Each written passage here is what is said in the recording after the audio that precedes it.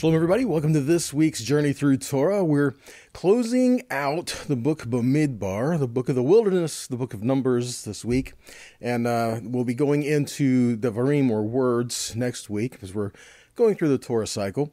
And so as we close this out, there are some important things for us to remember. Don't forget when we started this, we're talking about life in the journey, life in the wilderness, and we do have responsibilities on how to live in the wilderness. We know it's not just about the destination.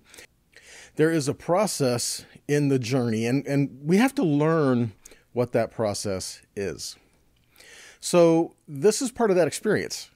We're closing this out. This parsha is a double portion. It's Matot Masei, Matot meaning tribes, and Masei is journeys. And we know that they went through 42 encampments in the wilderness, and that was a big experience for a lot of them, right? And they have to learn how to set up camp, tear down camp, move from place to place, and to do so respectfully, carrying the things of Yah and making sure that they have what they need, right? So here we're learning how to carry the experiences of the wilderness into where we are supposed to live, into the destination. It's not just about where we're going, it's about the process to get there as much, right? It's like the kingdom of Yahweh. It is experienced here and now, and where we're living here and now, and the things we have to do here and now. So we're learning how to do that. And this is a big emphasis this week, okay? Because we have the people preparing to go into the land, but before they go into the land, Yahweh tells Moshe that he is to go and attack the Midianites. He is to have this war with these kings and destroy them. And Balaam, who instructed him how to bring a curse against Israel, right? Would go into idolatry, and that way they would end up cursing themselves in the process, right? So all of this is things that they're learning and experiencing and what they're going to do. And the importance here we're looking at first and foremost as we open this parsha is he's speaking to the leaders, the heads of the tribes, and he's talking about vows and the importance of a vow. Integrity, keeping your word, right? All of these things are important, especially following through what we're going to catch next. Next, we're going to cover the sons of Gad and Reuven, who come forward and they're like, we want to stay here. We don't want to go into the land. And how does Moshe respond to that? So there's a lot to experience in this. I'm going to try to make this pretty quick because at the time of this recording, we're still in preparations for Tropical Storm Elsa, and which is supposed to turn into Hurricane Elsa, right? So not worried about that, but there are some things that we need to take care of around the house and just trying to get ourselves ready as well. So that's where we stand with that. So I'm going to try to make this pretty quick today and go through what we need to go through nonetheless, okay? So let's start off with Numbers 30, verse 2. It says, when a man makes a vow to Adonai or formally obligates himself by swearing an oath, he is not to break his word, but to do everything that he said he would do. We're not going to major on this point here, but what I do want to stress is that nowhere does Yahweh instruct us we have to make a vow or an oath, but yet he says, if you do, then these are the terms and conditions and things that are to be laid upon it, right? We know that Yeshua brought this to a higher standard when he said, let your yes be yes, your no be no. Everything else is from the evil one, right? Let your integrity stand true. You represent the kingdom of Yahweh. If you say something, do it. If you say you will do something, do it. If you say you won't do something, don't. And don't bring confusion in the midst of that. So there's a lot to learn in the process. But I do believe that this is a matter of integrity and doing what you said you would do. And we find this when later, when they come to Moses, they're like, we want to stay here. Well, does this mean they're not going to go in as they were supposed to do, to go in and help their brothers with the land? We'll get to that in a second. But as far as keeping what they said they were going to do and following instruction and all these other things, how did they feel they could approach, right? We're talking about the sons of Gad and Reuven. They came to Moshe, and how did they feel they could approach him to ask what they were about to ask? Now, consider the timing of this. They had just gone through war. They had just come back, and we know there was a positive report for them in that, but they had just been through war nonetheless. So they've been through war, and here they are, they're coming back, and they're coming to Moshe, and they're like, hey, we don't want any property in the land. We like it here. Ultimately, that's what it's coming down to, okay? Because they said, look, we look around, we see the land that's here, and it's good for cattle, and well, we have cattle. Kind of implying, right? Well, we have cattle. This would be a good place for it. And there's some midrash out there that says that they didn't have any more cattle than the rest of Israel. It's just they looked around, saw where they were at, and they had just been through battle, and here they are. They're like, well, I kind of like where we're at right here. This is a good spot for cattle. And they wanted to set up camp where they were at. All right. So there's a couple things we need to consider right here. First off, Moshe accused them of doing the same thing that their fathers did. What did their fathers do? Remember when they went into the land and they came back, and the spies, the 12 spies were the 10 versus 2 spies, really. And they brought this negative report, this evil report about the land and what they were going to do and how they couldn't bear to go into it, disheartening the people of Israel, disheartening what they were supposed to go in and do, removing their focus off of Yahweh and putting it on their abilities and what they can and can't do, right? So the question here is, are they going to be willing to fight for the promise? I mean, they're committed to the fight, but then what they did is they asked if they could return to this land afterwards. Now, as a side note, could Yahweh sometimes give you what you're asking for, even though it's not necessarily what he said he wanted for you? Sure, absolutely. But what's the legacy of that? What's the testimony of that? And just to use this as an example, the people were looking with their natural eyes instead of what they were promised. So they settled for something less than the promise. Very reminiscent of Lot and Avram. Remember when there was a feuding between Lot's herdsmen and Avram's herdsmen, and they couldn't stand to be around one another. So what are they going to do? Well, they separated, and Avram told Lot, just look out, and wherever you want to go, I'll go the other direction. And so instead of pursuing Yahweh and praying and saying, which direction should I go, he just made a good business decision. Well, that looks good over there. And what was the result there, right? So what we learn from this is that we walk by faith, not by sight. Things might look good, but is it what we're supposed to do?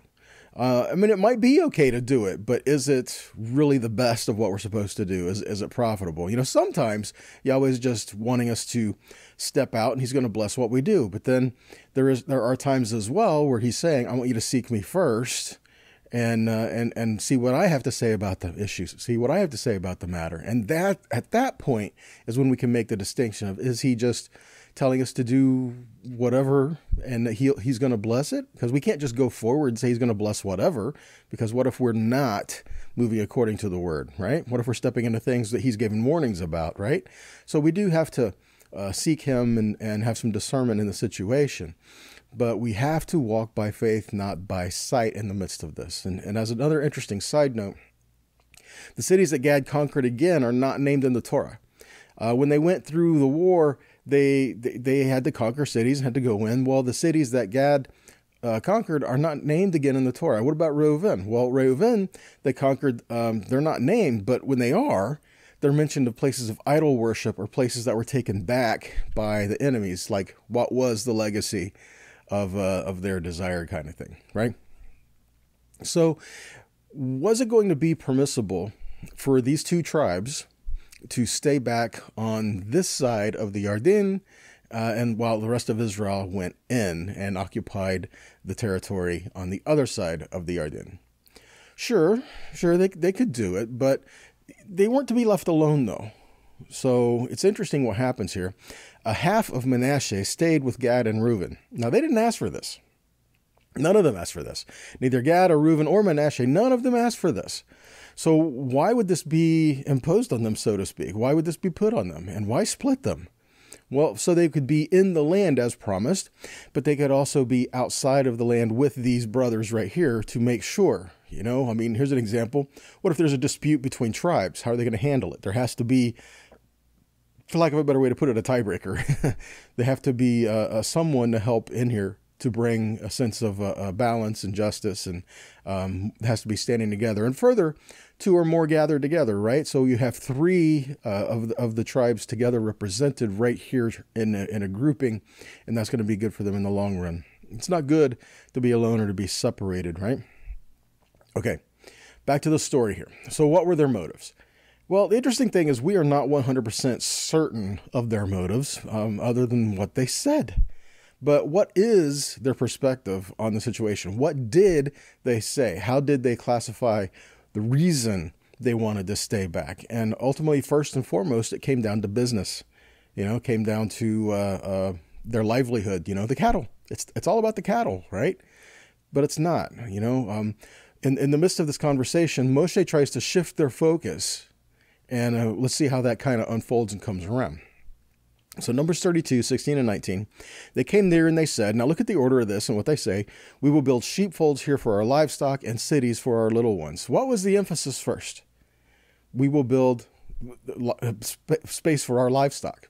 Then we're going to take care of our kids and build cities with walls, right? What should be the first and foremost there? To take care of the family and then take care of the livestock, secure the people first, then secure the livestock, right? Again, it's his perspective. They were trying to make a business decision here. Let's keep reading. Verse 17, but we will take up arms ready to go before the people of Israel until we have brought them into their place, and our little ones shall live in the fortified cities because of the inhabitants of the land. We will not return to our homes until each of the people of Israel has gained his inheritance, for we will not inherit with them on the other side of the Jordan and beyond, because our inheritance has come to us on this side of the Jordan to the east. So again, what we're looking at here is their emphasis as they're talking is about the people of Israel. We're going to do this and then their business and all these things, right? Well, Moshe tries to change their perspective here. Okay, what happens? In their appeal, they mention multiple times the people of Israel. And Moshe, as he's responding to them, 6 times mentions Yahweh. So again, he's trying to change their perspective off of the people onto Yahweh and what he is saying and what he desires and what he wants, right? Trying to change the focus and the emphasis of all of this. So he says that, I put it down here this way. You're not doing a favor for your brothers, but you're doing as Yahweh has ordered. You're not doing a favor by going in and helping them to obtain the land, by going in and helping them to set everything up. You're not doing them a favor. You're doing as you were ordered to do, right? So don't look at it like you're doing them a favor. You are fulfilling part of your covenant here, all right? Then you can go back and have the area that you're asking for. Okay, so again, he's changing focus from the people to Yahweh. And look at this, Numbers 32:20.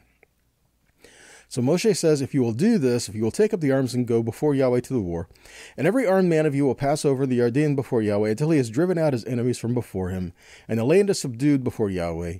Then after that you shall return and be free of the obligation of Yahweh to Israel, and this land shall be your possession before Yahweh. But if you will not do so, behold, you have sinned against Yahweh, and your sin will find you out. Now, the thing here is interesting. Before we go to the last verse in this section, he says, so if you do this thing, you will be free of your obligation, right? You will be free, which kind of implies that they took an oath in this situation. Now let's go back to how we started this in the beginning. If you make a vow or an oath, right, you will fulfill everything you said you would do. Have the integrity to do what you said. And here, this fits in this situation. Okay, because here they start off, if you make a vow, keep it. If you give your word, keep it. If you do these things, keep it. And then here these people approach Moshe and say, we don't want to go on the other side. So what do you think Moses is going to think? Here he's going to think, well, are you saying you're not going to go? No, you are going, right?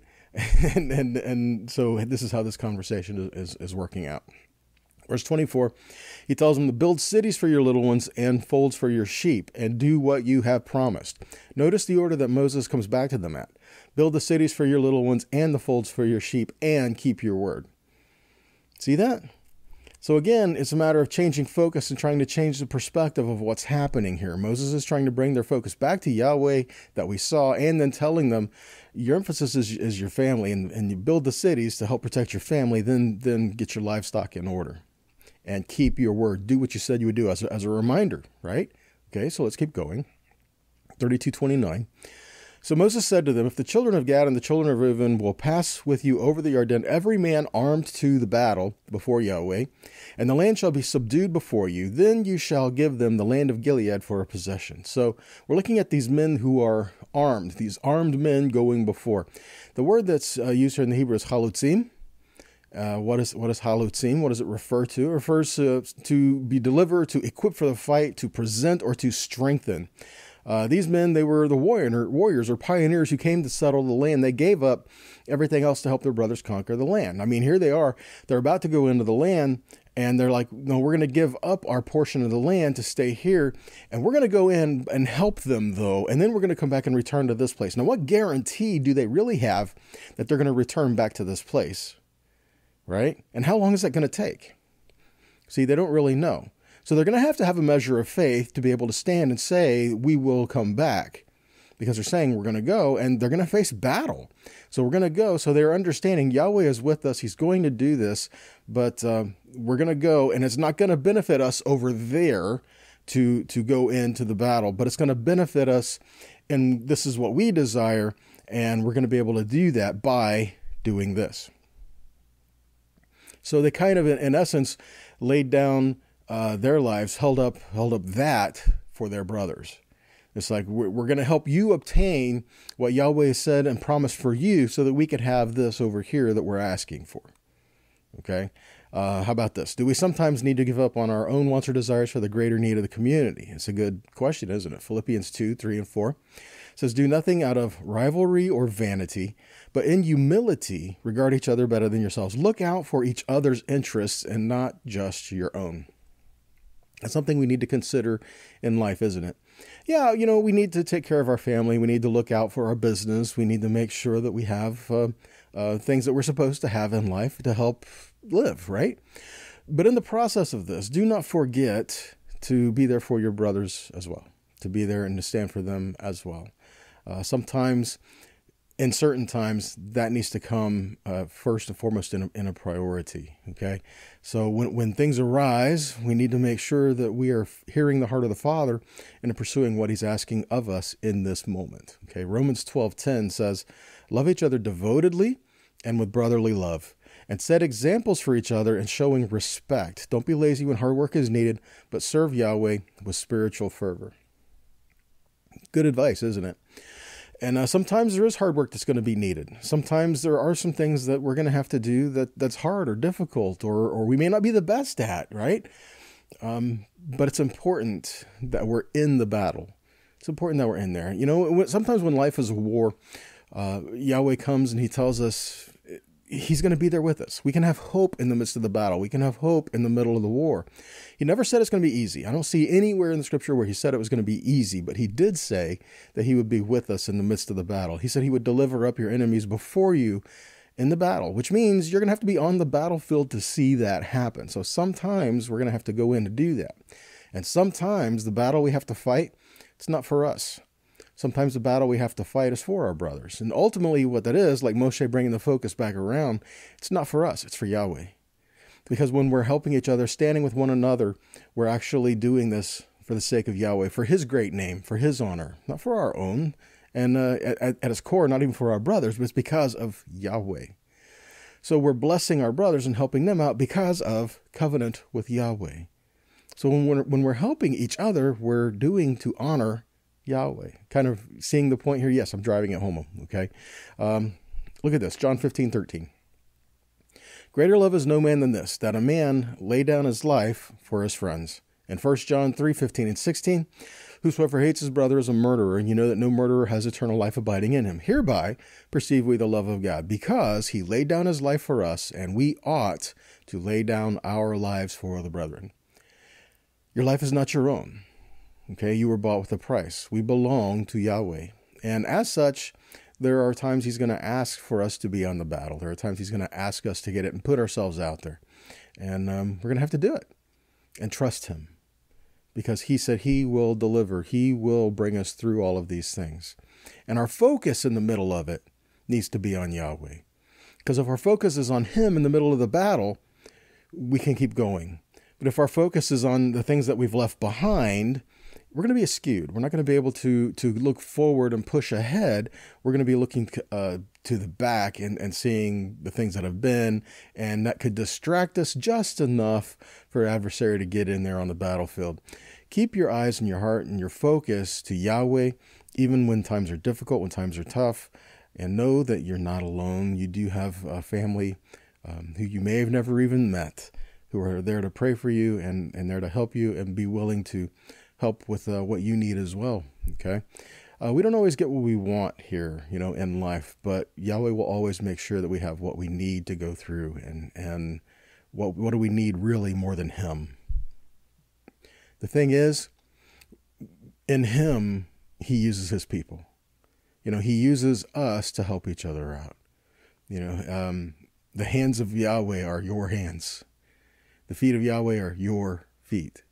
So sometimes we do have to be out here in the battlefield to do the work of the kingdom, to show the heart of the Father, and let that be an example for the earth and the world all around us, so that when they look at you, they can see the heart of the one who sent you.